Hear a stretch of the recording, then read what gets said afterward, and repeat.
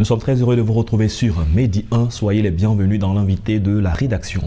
Dans le cadre de la mise en œuvre de l'axe 1 de sa stratégie nationale, le Comité national de la zone de libre-échange continentale africaine a organisé une rencontre dédiée aux blogueurs de Côte d'Ivoire portant sur leur apport à l'initiative ou du moins à l'atteinte des objectifs. Comment le digital peut-il contribuer à la mise en œuvre de l'accord de la ZLECAf? On en parle dans cette émission. Et pour en discuter, Mibela Kwaku est avec nous. Bienvenue sur notre plateau. Merci de m'avoir. Alors, je rappelle que vous êtes consultant en développement international et vous avez pris part à une rencontre des blogueurs sur la zone de libre-échange continentale africaine pour parler des questions de digital. Comment apporter l'appui des blogueurs à la mise en œuvre de ces accords. Pour ce qui concerne la ZLECAf, faisons un peu un rappel du contexte de la création et de tous ces différents accords et partant également du processus en cours. Très bien. La zone de libre-échange continentale africaine, en abrégé donc ZLECAf, a été une initiative de la Commission de l'Union africaine en juin 2015, donc qui vise à mettre en place, à créer un marché commun continental, de sorte à pouvoir favoriser en quelque sorte l'intégration économique au sein des États membres de l'Union africaine. Donc l'initiative a été très bien appréciée de différents États membres. Et puis dans le processus, comme je dis processus parce que ça a été entamé sur plusieurs étapes, donc dans le processus, les États ont adhéré jusqu'à ce qu'on parvienne aujourd'hui sur les 55 États membres de l'Union africaine, qu'on parvienne à 54 qui ont déjà signé, à l'exception bien sûr de l'Érythrée. Donc le processus est en très bonne voie et puis bon, il y a quand même de belles perspectives. D'accord. Le processus, comme vous l'avez dit, est en très bonne voie. À quel niveau est-ce que nous en sommes de façon beaucoup plus concrète? Aujourd'hui, nous sommes dans la phase pratique parce qu'en janvier 2021, la zone de libre, donc l'accord est rentré en vigueur et donc les États membres sont attendus à élaborer leur stratégie de mise en action, mise en œuvre donc de l'accord. Donc chaque État, pour la zone de libre-échange, pour la zone de la CEDEAO, donc la communauté économique régionale, donc la CEDEAO particulièrement pour l'Afrique de l'Ouest, a élaboré. La plupart des pays, en tout cas, ont élaboré leur stratégie de mise en œuvre donc de l'accord. Et donc, c'est à cette étape-là que nous sommes. L'élaboration et la soumission auprès donc, du comité continental donc, de l'accord, des stratégies de mise en œuvre donc, de cet accord. D'accord. Après la signature des accords, quand on va parler de mise en œuvre de façon précise sur le terrain, comment est-ce que les populations, comment est-ce que les États vont ressentir la mise en exécution de tous ces accords-là? Écoutez, l'accord a un très grand avantage du point de vue économique, dans le sens que, je vais prendre un exemple beaucoup plus spécifique, peut-être Madame Zaratou, peut-être vend des chips en Sierra Leone, à Freetown, et ce qu'elle fait, elle va acheter des bananes auprès donc, des productrices dans d'autres localités. Et puis peut-être elle va donc acheminer, transformer ces chips-là, initialement vendre à la capitale Freetown. Et puis, à travers donc, cet accord, il y a un acheteur, peut-être en Namibie ou en Afrique du Sud, ou même en Côte d'Ivoire, qui dit, bon écoutez, moi je suis intéressé par les chips, que vous vendez les chips, de plantains, et donc moi je vais vous en acheter en grande quantité. Ce qu'elle va faire, elle va en produire une grande quantité. Et l'avantage que la zone de libre-échange continentale lui permet, c'est qu'elle va pouvoir acheminer donc, ces chips de l'Afrique du Sud vers la Côte d'Ivoire ou donc ces pays que j'ai cités avec 0 francs douanier. Donc c'est un grand avantage à ce niveau-là. Et donc, ça va se ressentir au niveau des États, au niveau des populations, par le fait qu'il y a une ouverture au niveau de marché, donc au niveau économique.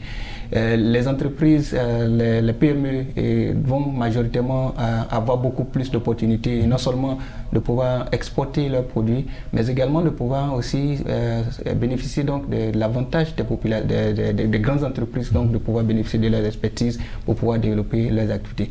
Donc au niveau économique, majoritairement, ça sera un très grand avantage. Et puis, au niveau de la population, bien évidemment, ça va renforcer le pouvoir d'achat parce que, bien évidemment, il y aura aussi la création d'emplois. Il y a donc beaucoup plus en termes d'emplois pour les jeunes et tout ce qui est là. Et puis, pour l'État, bien évidemment, il y aura beaucoup plus de ressources à ce niveau. D'accord. Quelle est donc la place du digital dans la mise en œuvre de tous ces accords? Parce que récemment, on l'a dit, les blogueurs ont été réunis au nombre d'une cinquantaine pour partager avec eux la vision, les objectifs et voir un peu leur contribution. L'ONU a élaboré, ça fait une estimation d'une croissance au niveau économique d'environ 81% à travers, donc grâce à l'accord, donc à la ZLFK. Et si donc cet accord, cette croissance doit être effective, il est nécessaire qu'il y ait une intégration numérique. Et donc ce que cet accord va apporter, c'est le fait qu'il va avoir la mise en place des infrastructures numériques. La pénétration, le taux de pénétration Internet va s'augmenter, et puis la digitalisation du commerce. Écoutez, le commerce, quoi qu'on le veuille, aujourd'hui c'est beaucoup plus digitalisé. Et le e-commerce, quand vous vous rendez compte, est en train de se développer majoritairement dans des pays, la Côte d'Ivoire, le Nigeria et le Kenya et tout autre. Donc cet accord-là va permettre de pouvoir donc mettre en place des structures et donc renforcer ce cadre-là.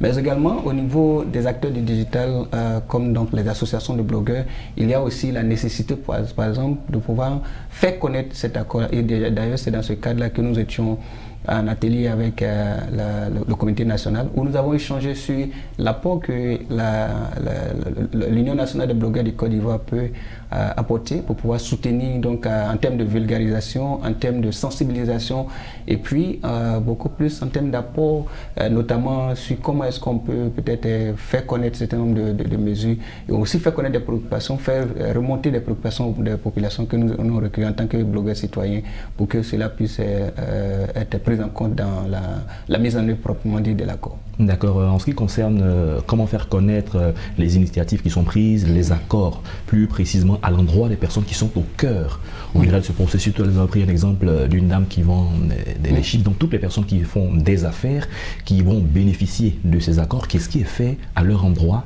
pour leur donner le maximum d'informations sur tous ces accords? Oui, je crois que ça c'est une question fondamentale, dans ce sens que l'accord, c'est vrai que ça a été fait par, comme je l'ai dit d'entrée de jeu, par l'Union africaine, donc au niveau beaucoup plus étatique. Il y a eu des échanges au niveau politique. Maintenant, il faut descendre à la base, c'est-à-dire au niveau de la population, et c'est là que le plus gros travail doit se faire. Comme je l'ai dit, le plus gros travail se fait à ce niveau en termes de sensibilisation. Il faut faire un travail à faire connaître cet accord-là auprès des populations, auprès des entreprises, auprès des PME. Et donc, c'est ce travail-là qui est en cours.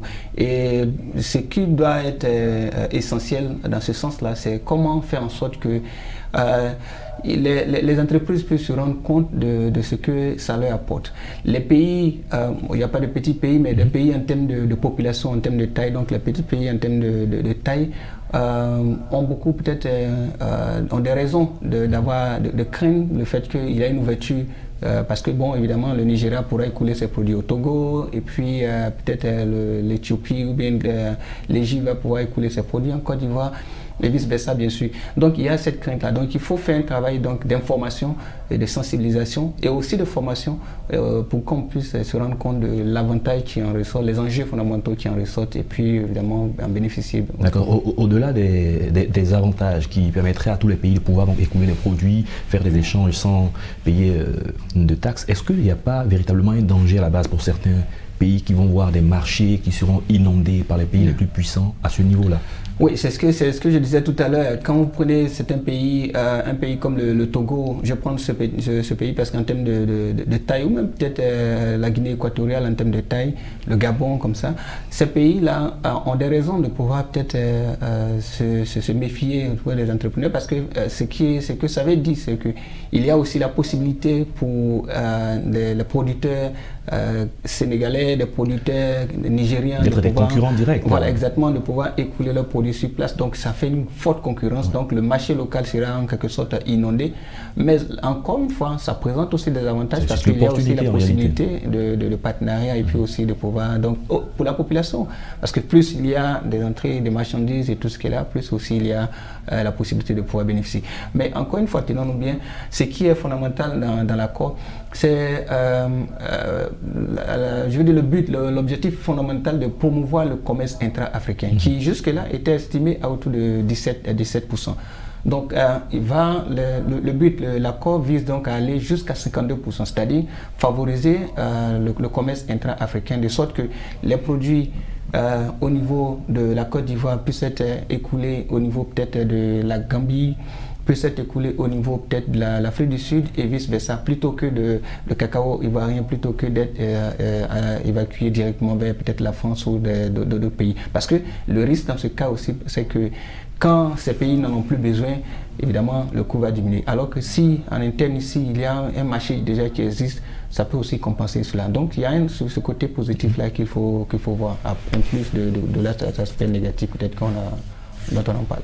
Merci, Émile Bella Kouakou. C'est moi qui vous remercie de m'avoir sur votre plateau et c'est toujours un plaisir de pouvoir échanger sur la thématique. Nous avons eu le plaisir d'échanger avec vous sur l'ECAF, sur la contribution du digital à la mise en œuvre de ces différents accords. Merci d'être passé sur notre plateau. Je rappelle que vous êtes consultant en développement international. C'est la fin de cette émission. Merci à tous de l'avoir suivi. Bonne suite de nos programmes sur Média.